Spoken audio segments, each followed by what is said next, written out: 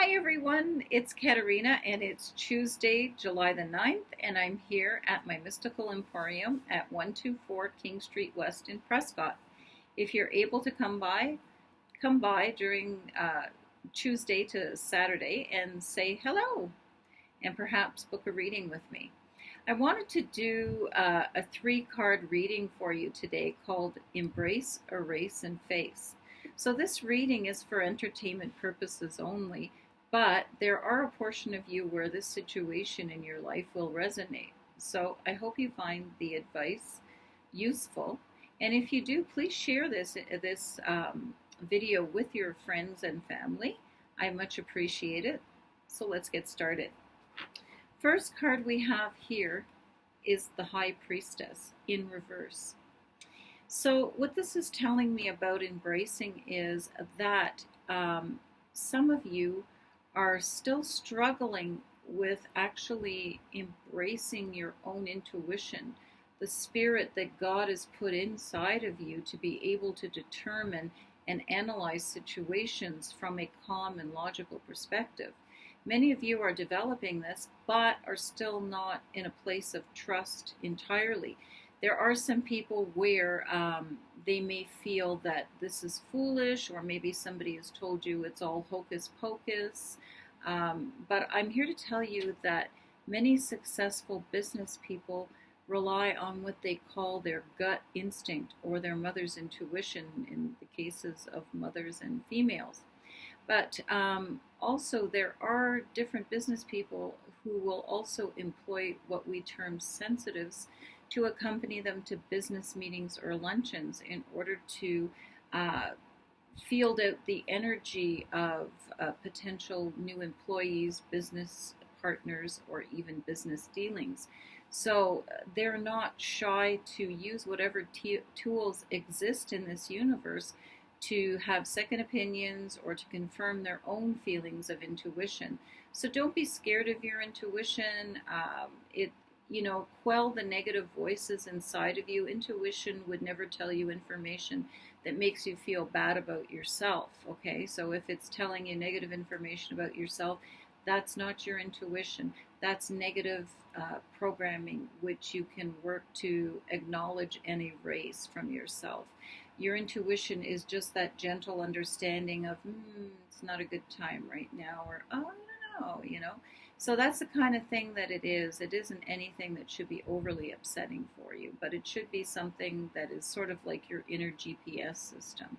So there's lots of tools and books around intuition, so I won't address it in depth here, but to let you know that there are some of you who may be reluctant to trust your own intuition.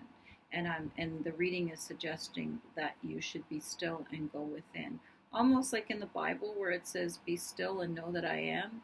God gives us this type of ability, and it's all natural. It's not demonic. It's our own inner spirit speaking with us, okay?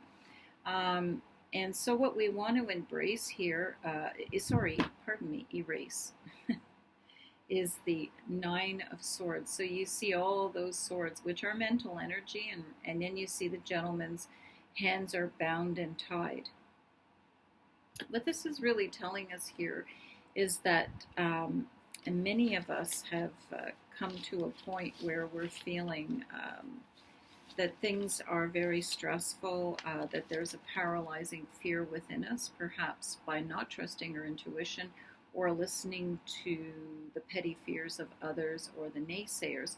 So it's got many people very stressed out, and some people are getting paranoid feelings and thoughts and anxieties, which means that you have to decide now what is really truly realistic. Is it a bunch of people just sounding off and enjoying being negative? If it's disturbing your sleep patterns and causing you great stress, you need to voice them outside in the external, in this type of dimensional, I guess they would call this the third dimension.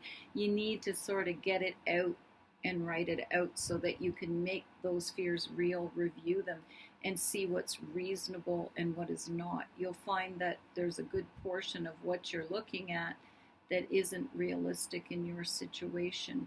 I find just in general the media and particularly digital puts out a lot of fear mongering, and that enhances any normal anxieties that we have. And I would suggest, if that's the case, you shut things off and go outside and talk to some real people on the street.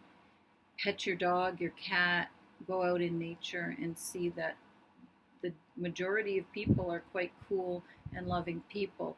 And that if you are feeling really fearful, you may need to talk to someone just to put things in perspective. Never fear doing that. It's always a good thing to do. So if you have a trusted, how would I say, wise, balanced person that you can talk to, that's good too. If you don't, then please feel free to seek out the assistance of someone. It's not anything abnormal. We all go through these times of distress. So I'm going to go back again to the first one. I want to let you know that you should trust your intuition, trust your gut. Also, with the High Priestess too, in reverse, it sometimes speaks to other people gossiping and stirring up the pot on things that aren't quite truthful. So this means you need to go inside and ask yourself, is what I'm hearing factual, honest, and balanced? Or is this just some naysayer or fearmonger? Because often people get a little kick. It's that negative energy, and they feed off your energy, whether they realize it or not. Many of them do, and it's that type of energy exchange that they suck the energy out of you, okay? So don't let them do that. So go inside and trust your own intuition. If it gets to a point where things or situations or outside sources have created this fear where lower energy people can feed off your energy, then you need to have it stopped by talking to someone who's wise and balanced, or seeking some professional guidance that we all need from time to time to keep our whole person balanced and healthy. Okay? The final card of what you need to face is the Seven of Pentacles. So you see this gentleman, he's got a lot accomplished. He's reaped his harvest, but he's still looking out forward into doing more work, and he's looking a little tired as well. So what this says to us is that you need not to be afraid. You're not afraid of the hard work, but what it's really saying is make sure that you step back in your approach and look at things from a broader perspective. Look at activities that you're doing during the course of your day. Are they beneficial? If there's some activities or behaviors or jobs that you're doing that don't benefit you any longer, or you could have passed on or delegated to someone else, why don't you do that? For long-term success, it takes pacing and reasonable output. So you need to replenish yourself, feel good in order to expel your energy, but not deplete it to a point of exhaustion. I often come across business people who think that they need to burn themselves to the end and be go, go, go until they really can't take it anymore. You never want to get to that point. You want a good business person will see what works, what doesn't work, they'll stop, reassess, and then analyze and redeploy themselves again. So they're not repeating the same cycle till they get to the point of burnout.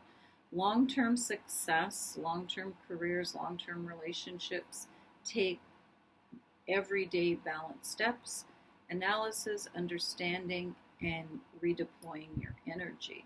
So also this means re-energizing yourself too, so making sure that you're taking the time to enjoy yourself and re-energize yourself, okay? So Rome wasn't built in a day, neither were careers or households. So it's important for you to take care of you and to be realistic about your fears, be realistic about what you can accomplish in a day, and not to listen to the negative Nellies out there in this world. Get someone that you love to put things into perspective for you, okay?